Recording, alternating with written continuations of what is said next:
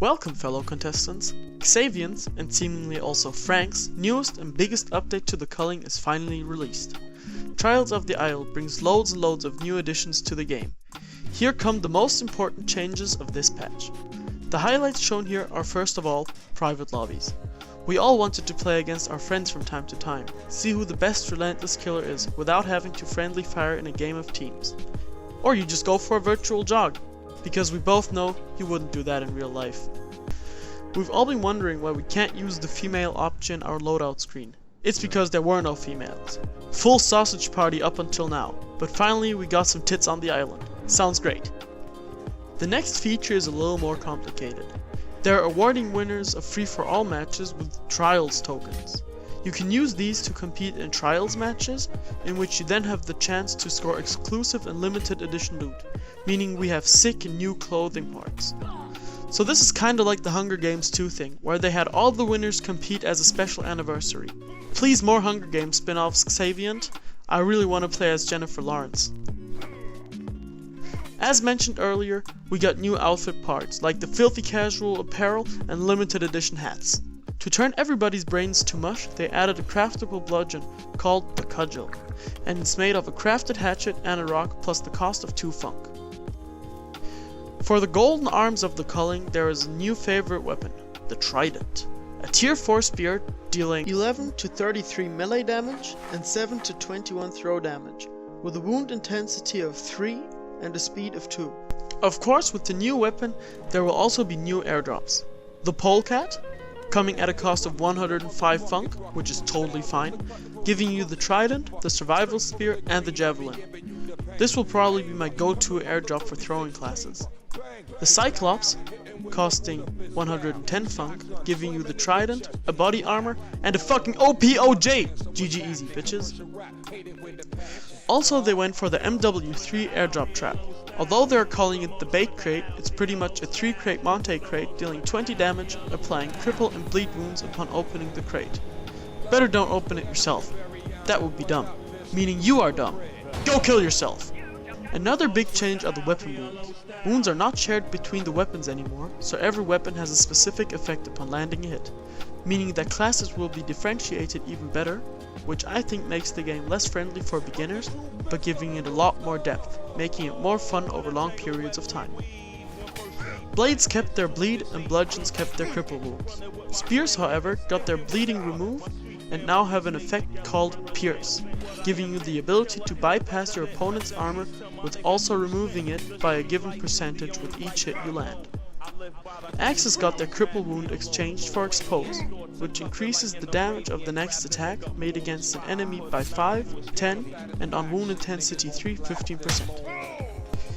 They made this change so that only a few weapons can achieve the extremely high damage values we were experiencing when combined with Golden Arm. This means that the Polecat airdrop will be perfect for a throwing build, giving you a fat ass nuke with the Trident and great damage with the Survival Spear.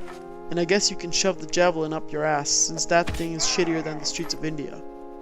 Changes in perks were also made. They added a number of perks. Let me start off with Dig Deep, which will be the pussy perk of the centuries, allowing you to gain 30 health when damage would have killed you. This can happen once a match and is visible on the HUD of your enemies, meaning you will be able to know that they have effective 130 HP you have to blast through.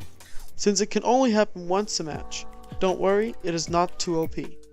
If you compare it to Leather Hide, which is also a defensive perk giving you 25% damage reduction, which means you'll have 125 effective HP, but under the condition of you holding a bludgeon, or an axe when using Maniac, with the advantage of you being able to heal back up. The second perk is Angry Octopus, which is, by the way, a terrible joke, Xaviant.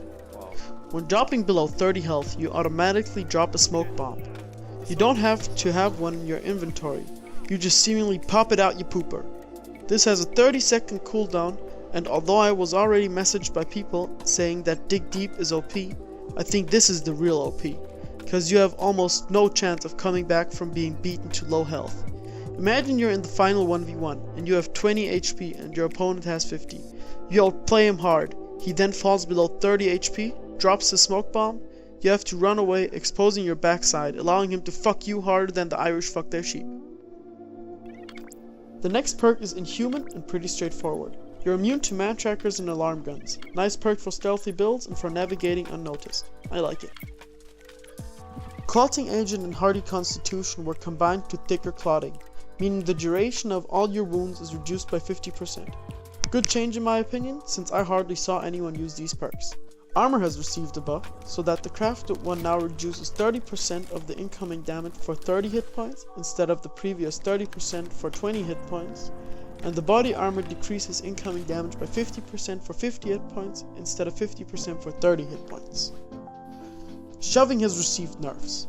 The launch delay was increased, so it matches the blocking and attacking. It went off earlier before the changes, giving it an advantage.